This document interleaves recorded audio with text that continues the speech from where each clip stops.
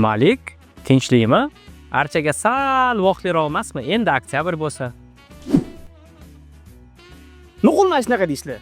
Har yili hali voqli deb keyin yangi yilga qolganda umuman joy qolmaydi. Yangi yilni chet elda o'tkazish juda ham zo'r, lekin hammasi chiroyli chiqish uchun buni bitta qoidasi bor. Birovni oldindan hal qilish kerak. Nimaga desangiz, birinchidan mehmonxona va samolyot joylari tez tugaydi, ayniqsa Dreamlinerlar.